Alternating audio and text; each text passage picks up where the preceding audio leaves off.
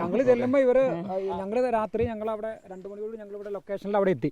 അപ്പോൾ ഇവരവിടെ ഉണ്ട്. ഞങ്ങളിൽ നിന്ന് ഒരു 100-200 മീറ്ററിൻ്റെ മുകളിൽ ഇവരുണ്ട്. അപ്പോൾ ഞങ്ങൾ ഇവരെ വിളിക്കുന്നുണ്ട്, പാറു ചേച്ചി, മായ ചേച്ചി എന്നൊക്കെ വിളിക്കുന്നുണ്ട്. ഇവർ കേൾക്കുന്നുണ്ട്. ഇവർ കേട്ടിട്ട് മിണ്ടായിരുന്നെന്ന് വെച്ചാൽ നായാട്ടുകാരാണ് അവർക്ക് ഉപദ്രവം ഉണ്ടാവുന്നവർക്ക് ഇവരത് മൈൻഡ് ചെയ്തില്ല. ഇവർ ചോദിച്ചപ്പോഴാണ് പറയുന്നത്. അല്ല, അത് കഴിഞ്ഞിട്ട് വെട്ടം വന്നപ്പോഴാണ് പിന്നെ അവർ കുഴപ്പമില്ല, അവർക്ക് സ്ഥലമൊക്കെ ക്ലിയർ ആയപ്പോൾ ഇവരിങ്ങോട്ട് പോകുന്നു.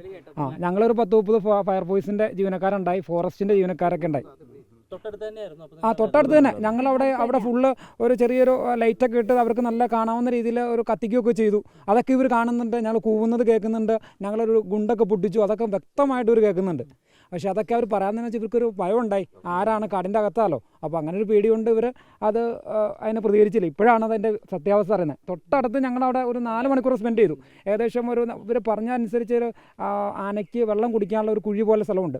അവിടെയാണെന്ന് പറഞ്ഞത്. ആ റേഡിയസിൽ ഞങ്ങളൊരു 1/2 കിലോമീറ്റർ റേഡിയസിൽ ഇങ്ങനെ ചുറ്റി നടക്കുമായിരുന്നു. ലാസ്റ്റ് ഞങ്ങൾ ഒരു പാറയുടെ അവിടെ, സാധാരണ ഇങ്ങനെ പോകുന്നവരൊക്കെ ഒരു പാറയുടെ അവിടെ ലൊക്കേറ്റ് ചെയ്താണ് ഇരിക്കാറ്. അത് പ്രകാരം ഞങ്ങൾ ഇവരെയും ആ ഭാഗത്തുണ്ടാവുമെന്ന് വിചാരിച്ച് അവിടെ തന്നെ ഞങ്ങൾ ലൊക്കേറ്റ് ചെയ്ത് നിന്നു. ഇവർ കൂവുന്നു. ഇവർ പക്ഷേ പ്രതികരിക്കുന്നില്ല, ഈ കാരണം കൊണ്ട് മാത്രം.